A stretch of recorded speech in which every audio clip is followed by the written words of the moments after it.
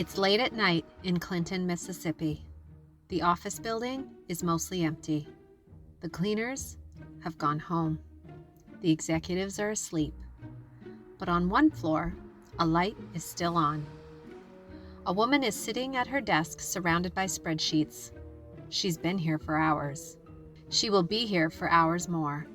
She's not supposed to be doing what she's doing, not officially, not with the blessing of her superiors. In fact, her boss, the CFO of one of the largest telecommunication companies in the world, has already warned her to stop asking questions. She kept asking anyway. Her name is Cynthia Cooper. She is WorldCom's Vice President of Internal Audit, and tonight, working in secret, in the dark, while the people above her sleep, she is about to find something that will shake American corporate history to its foundations. $11 billion. Not missing, not misplaced.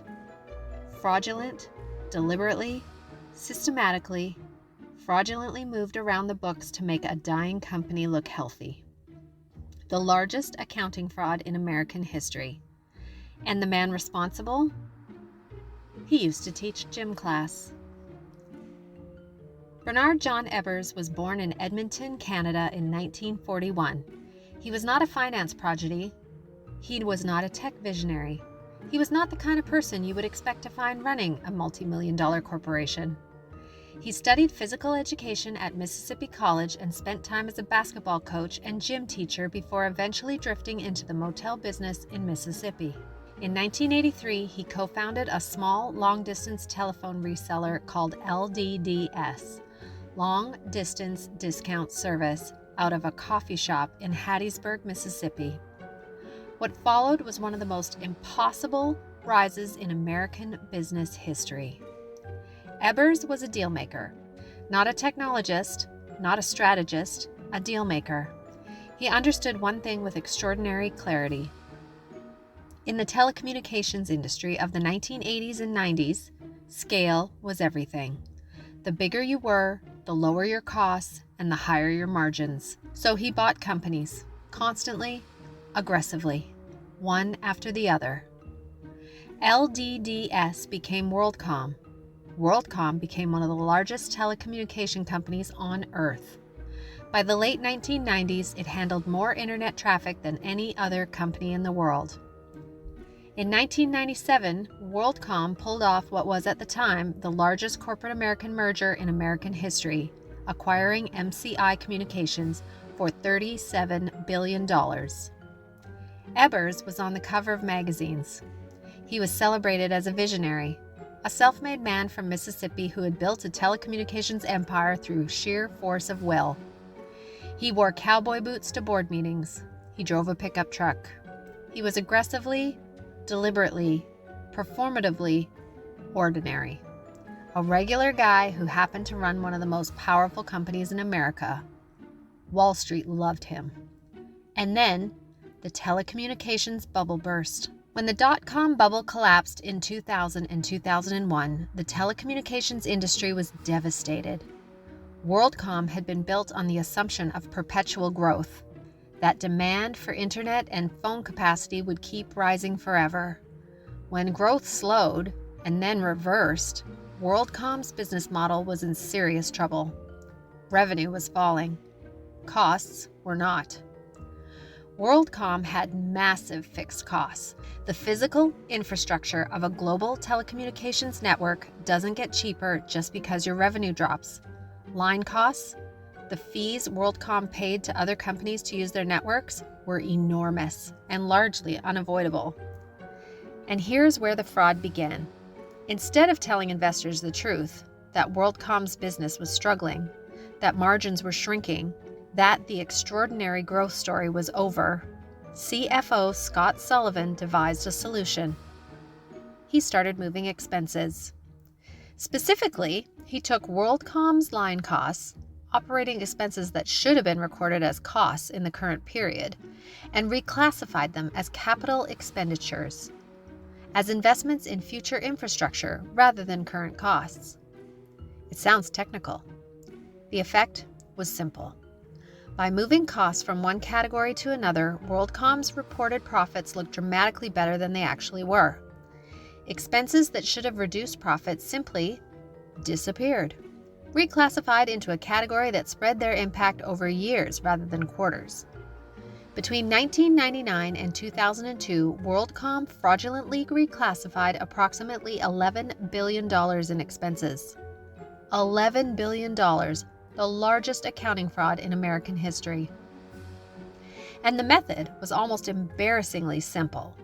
No exotic financial instruments, no offshore shell companies, no fake Asian bank accounts, just moving numbers from one column to another on a spreadsheet. Ebbers knew, Sullivan knew. A small group of senior finance executives knew, and Cynthia Cooper was starting to figure it out. Cynthia Cooper grew up in Clinton, Mississippi, the same town where WorldCom was headquartered. She was quiet, methodical, and possessed of an almost stubborn commitment to do things correctly. She joined WorldCom in 1994 and rose to become Vice President of Internal Audit, responsible for examining the company's financial controls and making sure the books were accurate. In 2002, one of her team members, an auditor named Jean Moores, stumbled across something unusual, a large amount of capital expenditure that he couldn't find documentation for, entries that didn't make sense, numbers that appeared from nowhere. Cooper started digging. She went to the company's controller. She went to the CFO, Scott Sullivan, who told her directly and firmly to stop her investigation, to back off, to leave the capital expenditure accounts alone. She nodded. She went back to her office. And then she kept going anyways. Working at night, working in secret, using her own team's computer access to pull financial records that she wasn't supposed to be examining, going around the CFO who told her to stop, digging deeper and deeper into accounts that someone very powerful clearly did not want her looking at. What she found was staggering. Billions of dollars in operating expenses that had been reclassified as capital expenditures. Entries with no documentation. Numbers that simply shouldn't exist. She called her team together. She verified everything. She verified it again. And then she did something that required extraordinary courage. She went to WorldCom's audit committee, bypassing the CFO entirely, and told them what she'd found. Think about what that decision meant. WorldCom employed 80,000 people. It was one of the largest companies in America. Reporting what she'd found would almost certainly destroy it. Tens of thousands of people would lose their jobs. Billions in shareholder value would evaporate. Cynthia Cooper knew all of that. She told the truth anyways. On June 25, 2002, WorldCom announced that it had discovered $3.8 billion in improperly recorded expenses, a number that would eventually grow to $11 billion as the full extent of the fraud emerged. The announcement was immediate and catastrophic. WorldCom stock, which had already fallen from a peak of $64 to just a few dollars, collapsed entirely. Trading was suspended. The company's bonds were downgraded to junk. Scott Sullivan was fired immediately. He was arrested shortly after. On July 21, 2002, WorldCom filed for bankruptcy. It was at the time the largest bankruptcy in American history, surpassing even Enron, which had filed 7 months earlier. 80,000 employees lost their jobs. Pension funds that held WorldCom stock lost billions. Ordinary investors who had trusted a company that had been praised by Wall Street's analysts lost everything. Bernie Ebbers resigned as CEO in 2002. He maintained for years that he had no knowledge of the fraud and that Sullivan had acted alone, that he was a simple businessman who had been betrayed by his own CFO. The jury didn't believe him. In 2005, Bernie Ebbers was convicted of fraud, conspiracy, and filing false documents with regulators. He was sentenced to 25 years in prison. one of the longest sentences ever handed down for a white-collar crime. He was 63 years old at sentencing. He died in prison in February of 2020 at the age of 78. Scott Sullivan pled guilty and cooperated with prosecutors. He served 5 years.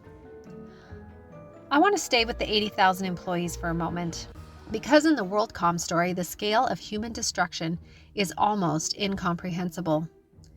80,000 people in communities across America and around the world. People who had built careers at WorldCom, who had invested their retirement savings in WorldCom stock through their pension plans, who had been told their company was strong, growing, one of the great American success stories. Many of them lost not just their jobs, but their entire retirement savings at the same time. The pension funds that held WorldCom stock were devastated. People in their 50s and 60s who had planned to retire comfortably were suddenly starting over from nothing. And they had done everything right. They had worked hard. They trusted their employer, and they invested in the company that they believed in. The people who destroyed their futures were the ones who should have been protecting them. Cynthia Cooper received death threats after the fraud was revealed. Former colleagues who had lost their jobs blamed her as if she was responsible for the destruction rather than the people who'd committed the fraud she uncovered. She received those threats and kept going.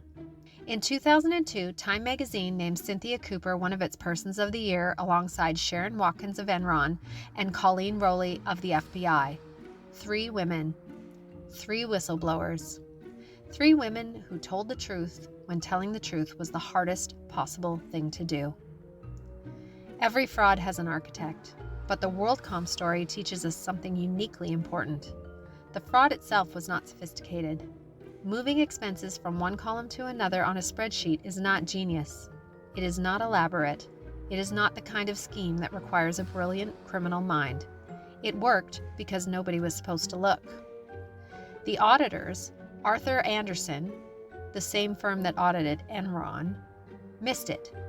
The analysts who covered WorldCom missed it. The board missed it. Only one person looked. One person who was told to stop and kept going anyway. One person who worked late at night in secret because she knew that if she asked permission, she would be told no.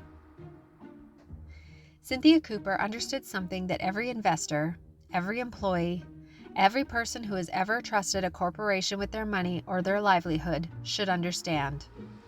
The people at the top of an organization have every incentive to tell you that everything is fine.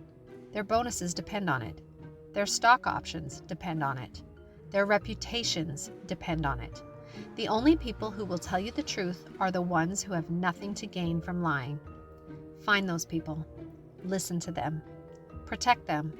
Because when they stop being willing to speak, when the Cynthia Coopers of the world decide the personal cost is too high, the fraud wins. Next week, we are going inside the Ebbers Group, a private equity firm that stole from healthcare funds designed to build hospitals for the poorest people on earth, and the investors who trusted them with billions because they said all the right things about doing good. Subscribe so you don't miss it. I will see you Friday.